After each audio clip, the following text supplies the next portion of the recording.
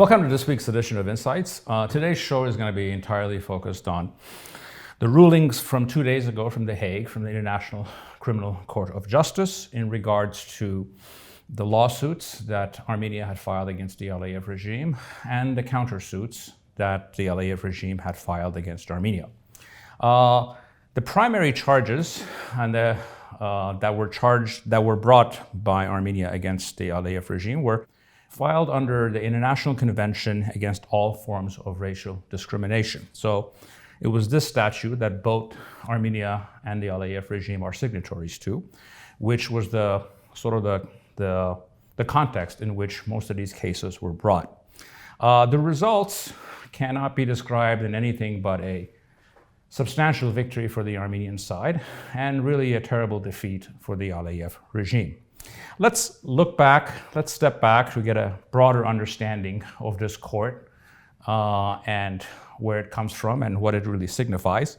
The International Court of Justice, known as the World Court, is one of the principal organs of the United Nations, and it's designed to settle disputes between states on the matters of international law and give advisory opinions to the UN Security Council. The ICJ is the only international court that adjudicates general disputes between countries on the matters of international law. The court, however, has no mechanism to order compliance, i.e. what we're used to is most courts give an order, they rule and give a decision, and that's that. That's not how this works. However, under Article 94 of the United Nations, if the countries that have lost in court in front of the ICJ, if they do not comply with their rulings, then other countries or the winning party can essentially go to the UN Security Council to enforce the rulings. So that the rulings, essentially the enforcement process, is distinctly political and not simply legal.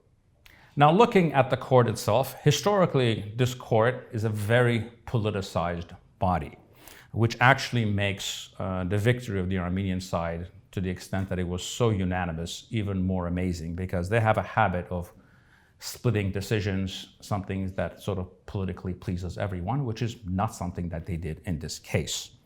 What we're going to do in this show is we're going to go through each of these items of the rulings to see what it signifies and what it means. And I think we need to understand there's essentially two kinds of relevant findings that are coming out of this decision.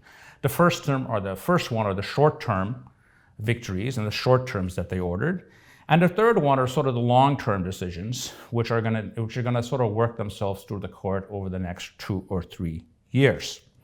The short term is essentially the remedies that it ordered for the Aliyev regime to act on and to comply with, while most importantly, the court ruled that on the jurisdiction issue. Now, why is the jurisdiction issue important? Because essentially, the court ruled that Armenia has a right to bring this case against the Aliyev regime on multiple matters: destruction of cultural monuments, POWs, the status of Artsakh. And over the next 3 or 4 years, as these things work themselves through the court, it can be a vehicle or the setup to demand international protection for the people of Artsakh as a legal matter and a political matter, not simply an opinion, and to set up the groundwork for some form of legal separation of the people of Artsakh from the clutches of the Aliyev regime. Now let's look at the long-term issues. What's relevant in the long-term issues is this issue of jurisdiction. What the court ruled is that Armenia has the legal right to bring cases against Azerbaijan for what is going on in Artsakh and the occupied territories around Artsakh, or in Azerbaijan itself, when it comes to matters of racial discrimination against Armenians, abuse of POWs, the destruction of cultural monuments, and most importantly, the protection of the rights of people in Artsakh. And what this lays the groundwork for, that over the next 3 or 4 years, as these cases move forward, and we can systematically show that given the genocidal nature of the Aliyev regime, that the Aliyev regime can have no say over the lives of the people of Artsakh. There can be the political and legal case to be made for earned sovereignty for the people of Artsakh and the Artsakh Republic, and international protection for the people of Artsakh from this regime that is intending to commit genocide or ethnically cleanse them out of their historic homeland. Now let's look at some of the specifics of the rulings and their provisional measures that have been ordered against the Aliyev regime.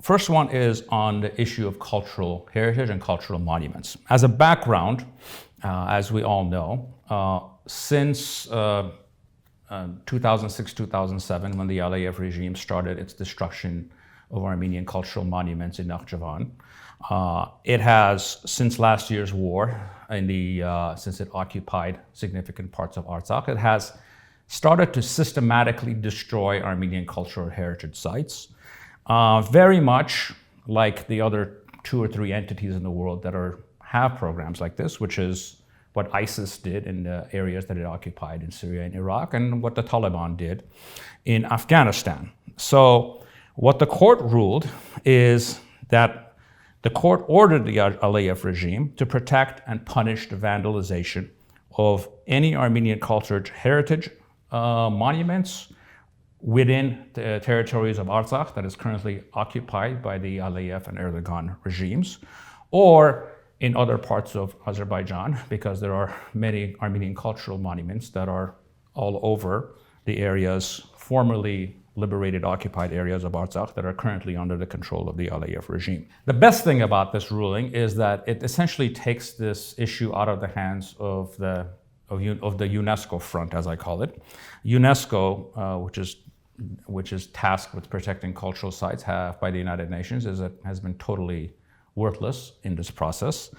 In fact, last year, when UNESCO asked to visit Artsakh to see the damage that the cultural genocide that the Aliyev regime is conducting in the occupied parts of Artsakh, they were actually refused entry. This ruling allows the Armenian side to go to the UN General Assembly or to the UN Security Council and to essentially enforce this ruling via a far more credible and powerful political bodies that can actually force their compliance. In fact, it is the task and the responsibility of the General Assembly and the Security Council to enforce this particular decision. Let's move on to the matter of the POWs. On the matter of the POWs, the court ruled, acknowledged that the Aliyev regime has a systematic program of hatred against Armenians, and that the POWs are in danger of bodily harm and discrimination given what the Aliyev regime has done over the last year and a half, which is to execute civilians and other POWs. However, they did not rule that the Aliyev regime has to return the POWs because they said that is outside of their legal jurisdiction. I think in this case, the court really misunderstands the situation or the case of the Armenian POWs because the court ordered the Aliyev regime to respect the rights of Armenian prisoners and not to discriminate against them. That, however, is quite problematic because the entire elan or the zeitgeist of the Azeri regime is based on a racial hatred of Armenians. That's what that state is about more than anything else. In fact, that's how they define themselves.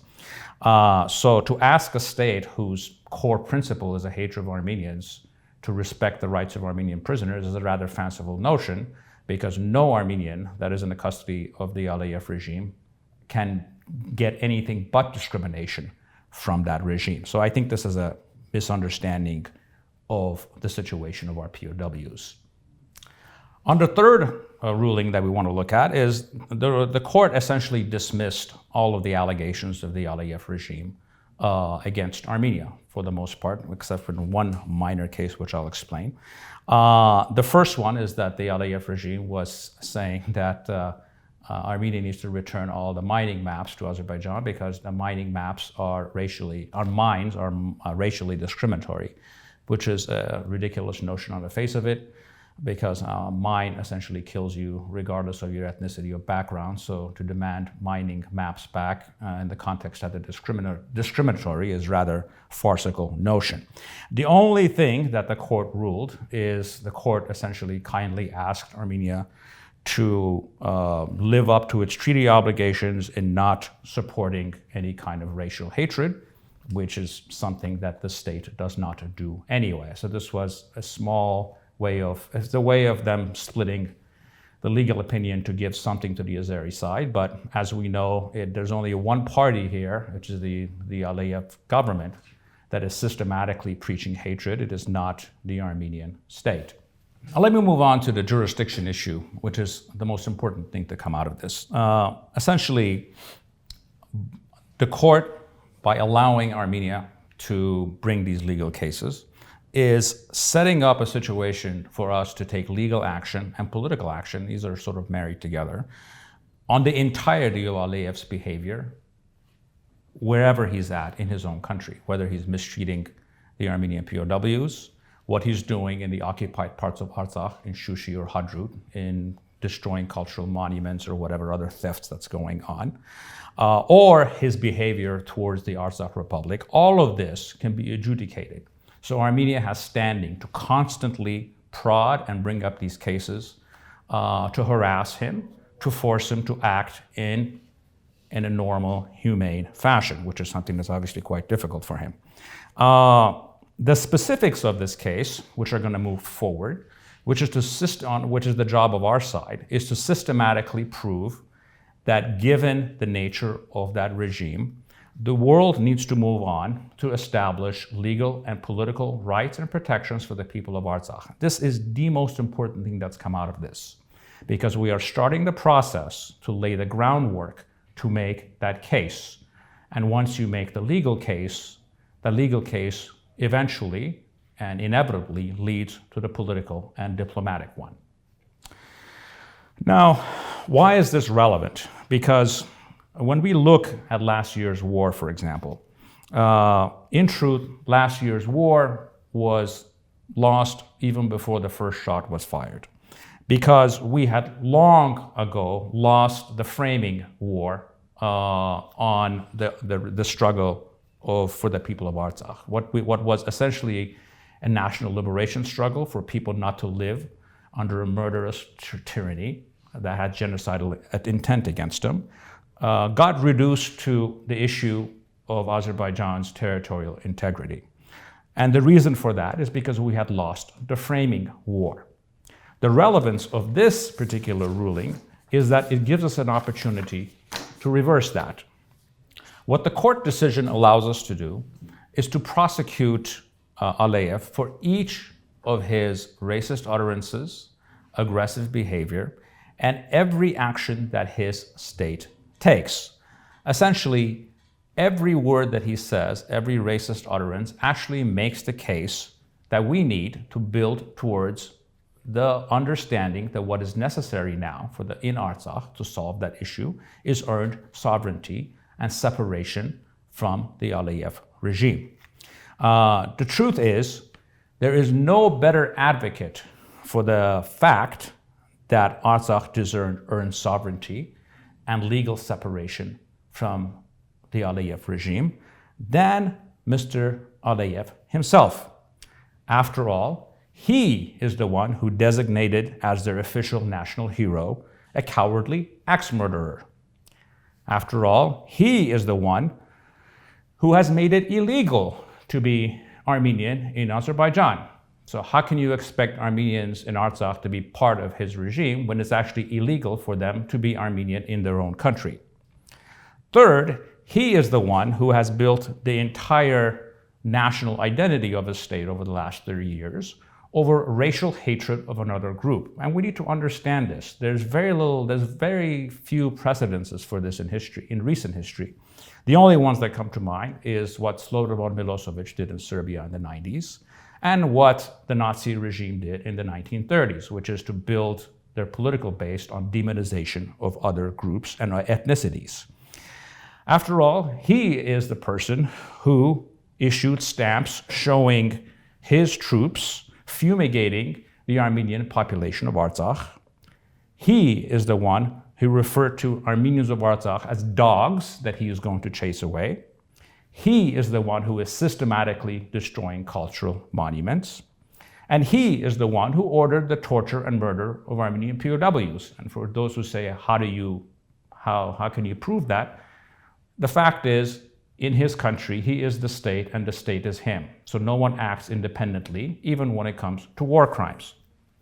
Our collective job, in conclusion, is to systematically, over the next few years, to make Aliyev eat each of his words and pay a political price for all of his actions.